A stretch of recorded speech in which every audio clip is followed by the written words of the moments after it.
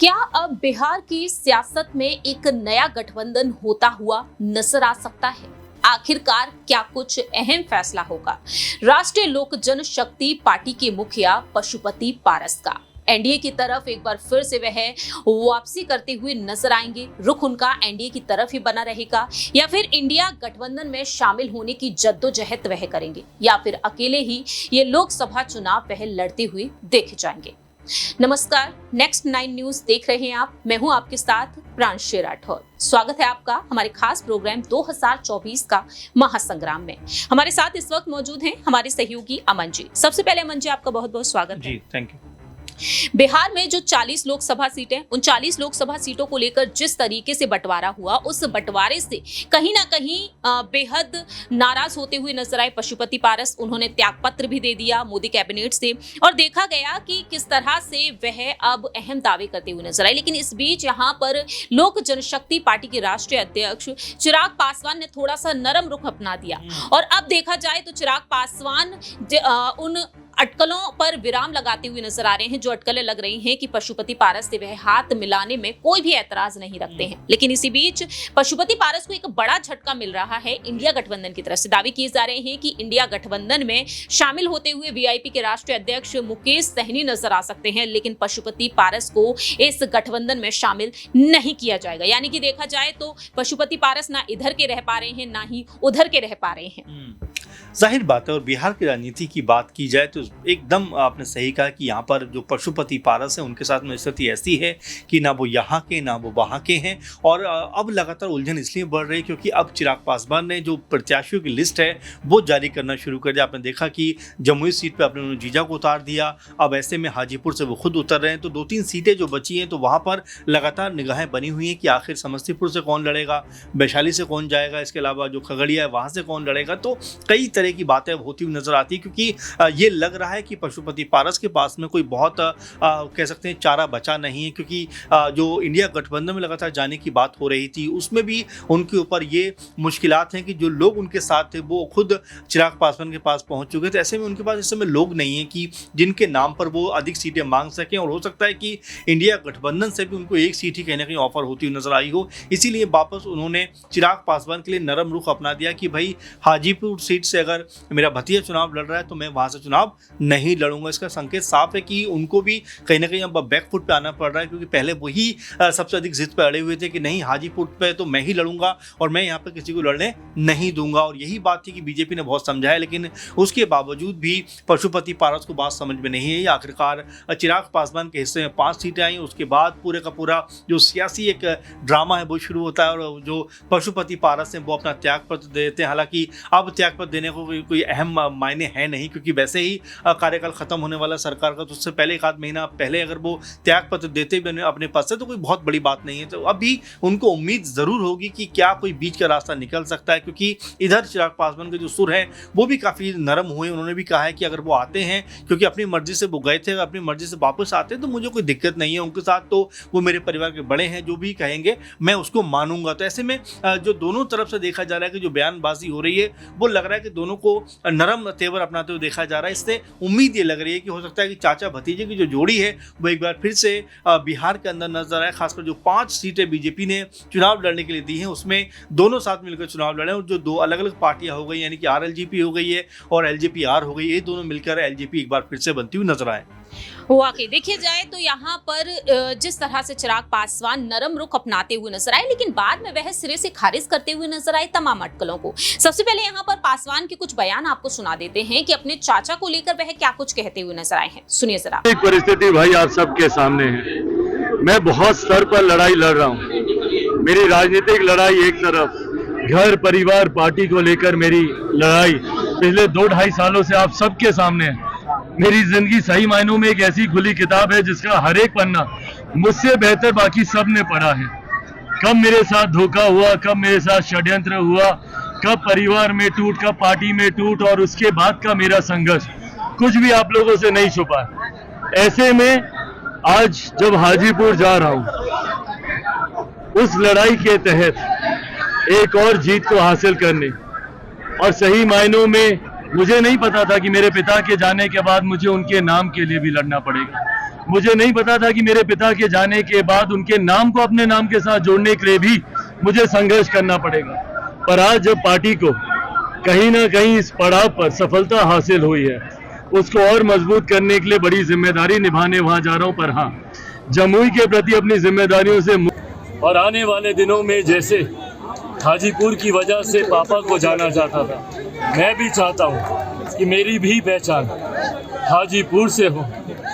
यहाँ के लोगों से वादा करता हूँ आने वाले दिनों में एक सांसद के तौर पर नहीं, जैसे पापा हमेशा यहाँ पर बेटा बनकर रहे, वैसे ही बेटा बनकर उनके और हाजीपुर के हर एक व्यक्ति के सपने को पूरा करने का काम।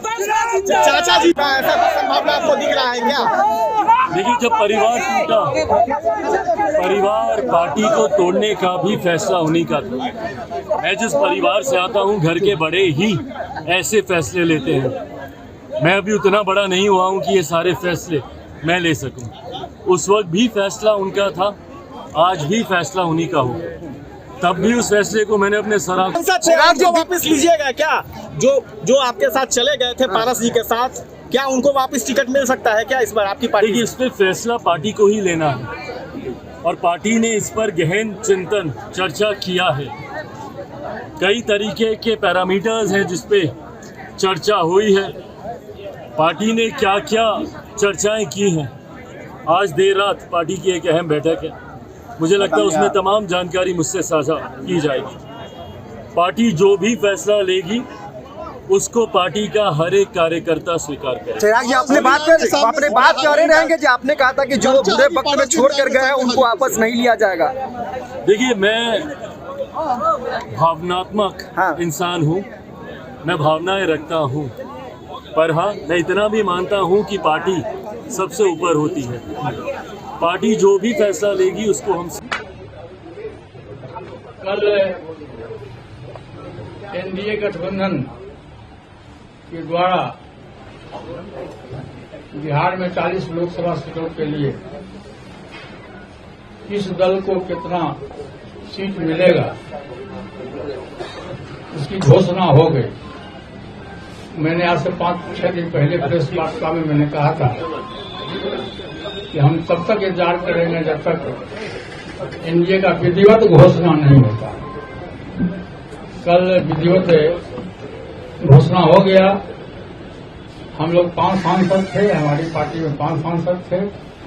मैंने बहुत ईमानदारी, बहुत लगन से, वफादारी से मैंने एनडीए की सेवा की। आज भी मैं माननीय प्रधानमंत्री जी का शुक्रगुजार हूं और मैं आज भी वो देश के नेता हैं, बड़े नेता हैं, लेकिन हमारी पार्टी के साथ और व्यक्तिगत रूप से हमारे साथ नाइंसाफी हुई। इसलिए मैं भारत सरकार के कैबिनेट मंत्री से मैं त्याग पत्र देता हूं। चिराग पासवान ने बीते कुछ दिनों में ये तमाम बड़े बड़े बयान दिए हैं। वह होली के मौके पर भी ये बात रखते हुए नजर आए कि मेरे परिवार में एक वक्त टूट देखने को मिली, पार्टी में टूट देखी मैंने, और अपने पिता के नाम पर किस तरीके से अब मैं अपनी पहचान बनाने में जुटा हुआ हूं। और अब देखा जाए तो चिराग पासवान यहाँ पर सिरे से खारिज उन बातों को करते हुए नजर आए हैं कि अब यहाँ पर अगर पारस कोई बदलाव करते हैं, कोई सुधार करते हैं, तो वह उनके आने का इंतजार करेंगे, वापस आने का इंतजार करेंगे। तो वह कहते हैं कि इस सबसे सिर्फ मैं नहीं जुड़ा हूं, इससे मेरी मां जुड़ी हुई है, मेरी बहनें जुड़ी हुई हैं। और मैंने अक्सर देखा है कि मीडिया के सामने वह समझौते को लेकर, पैचअप को लेकर साफ तौर पर इनकार करते हुए नजर आए हैं। तो यानी कि कुल मिलाकर ये देखा जाए कि अगर पशुपति पारस एक गुंजाइश रखते हैं, एक संभावना लगाकर बैठते हैं कि अगर मैं चिराग पासवान की साइड जाता हूं तो क्या परिवार यहां पर उन्हें स्वीकार कर पाएगा? देखिए, बिल्कुल, और जाहिर सी बात है कि परिवार की आप बात कर रहे हैं, इससे ढेरों एग्जाम्पल है जहां पर आपस में तलखी बढ़ जाती है, लोग अलग हो जाते हैं। लेकिन देखिए, राजनीति एक ऐसा प्लेटफॉर्म है जहां पर मजबूरी में कहिए या खुशी से कहिए आपको आना ही पड़ता है। पशुपति पारस कुछ दिनों पहले उनका जो बात करने का अंदाज था बिल्कुल अलग था। उन्होंने बिल्कुल भी कोई बात चिराग पासवान की नहीं सुनी और ऐसा लग रहा था उस समय की जो 4-5 सीटें हैं वो जो है बिहार में पशुपति पारस के पक्ष में जाएंगे। लेकिन जैसे बीजेपी ने बड़ी चाल चली कि चिराग पासवान के हिस्से में 5 सीटें दी, उसके बाद से लगातार जो कह सकते हैं पशुपति पारस के तेवर हैं, ना सिर्फ वो ढीले पड़े बल्कि उनके साथ में जो लोग थे वो एक बार फिर से चिराग पासवान के पास पहुंचते हुए हुए नजर आ रहे हैं। चाहे आप जो वैशाली की जो बीना सांसद है उनकी बात कर लीजिए, चाहे जो महबूब कैसर है उनकी बात कर लीजिए, प्रिंस राज भी लगातार उनकी तरफ आने का प्रयास कर रहे हैं। तो आप ये मानकर चलिए कि जो 4-5 सांसद उनके पास से गए थे वो लगभग वापस आने को तैयार है। तो ऐसे में इस समय पशुपति पारस की स्थिति बहुत दयनीय होती जा रही है कि वो किस तरफ जाएं, क्योंकि जो लोग उनके साथ खड़े थे अब वो उनके साथ में नहीं खड़े हुए हैं। तो देखिए, पावर की यही कह सकते हैं सबसे खास बात होती है कि जब आपके पास होती है तो लोग खुद ब खुद खिंचे हुए चले आते हैं, और जैसे ही वो पावर आपके पास से जाती है लोग भी आपसे दूर होना शुरू कर देते हैं। और इसके दोनों एग्जाम्पल जो हैं वो चिराग पासवान को भी देखने को मिले और पशुपति पारस को भी देखने को मिल रहे हैं। तो ऐसे में अब क्या दोनों साथ आएंगे, और साथ आते हैं तो यहाँ पर जो एलजेपी है उसको एक बनाकर मजबूत कर सकते हैं, क्योंकि अगर अलग अलग चुनाव लड़ेंगे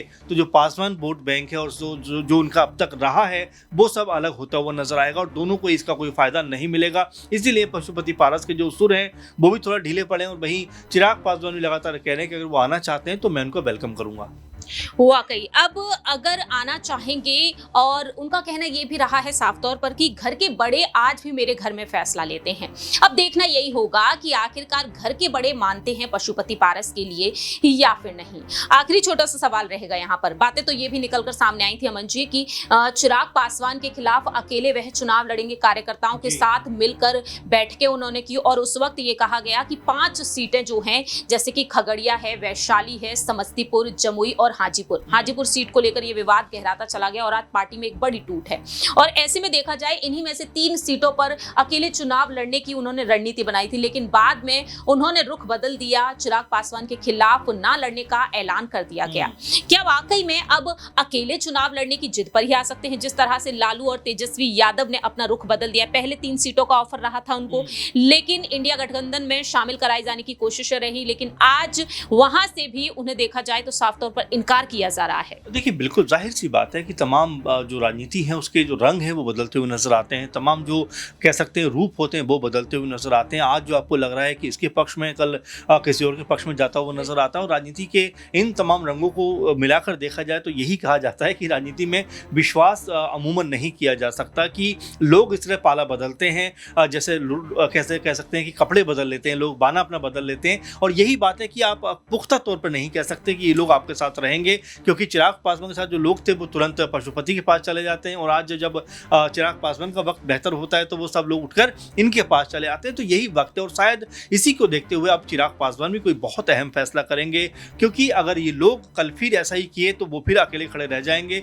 इसीलिए वो हर एक फैसला जो है कह रहे हैं कि मैं परिवार से पूछ कर करूंगा, चाहे पशुपति पारस यानी उनके चाचा को वापस लाने की बात हो या प्रिंस राज को लेकर आने की बात हो, तमाम जो फैसले हैं वो परिवार से पूछ करने की लगातार बात कर रहे हैं। और ऐसे में उनकी मां रीना पासवान लगातार उनके साथ में है, यहाँ तक खबर है कि वो भी चुनाव में उतर सकती हैं। तो फिलहाल कहा जाए तो एलजेपी की जो राजनीति है वो पूरी उलझी हुई है। वैसे में पशुपति पारस किस तरह से अपने लिए उम्मीदें बनाते हुए नजर आएंगे, क्योंकि इंडिया गठबंधन से भी लगातार ऐसा लग रहा है कि उनकी बात नहीं बनी, एनडीए पहले ही उनको दूर कर चुका है, तो एकमात्र सहारा उनका इस समय उनके भतीजे यानी चिराग पासवान हैं। तो अब दोनों के बीच में किस तरह सुलह होने वाली है या हो सकती है, इसको देखना बहुत दिलचस्प होने वाला। और साथ में एलजेपी क्या दोबारा विलय हो जाती है एक साथ ही, क्योंकि दोनों की पार्टी अलग अलग हो गई, तो ऐसे में अगर दोनों पार्टियां एक हो जाती हैं, विलय हो जाती हैं, तो यहाँ पर एलजेपी जो है एक बार फिर से ताकतवर बन सकती है।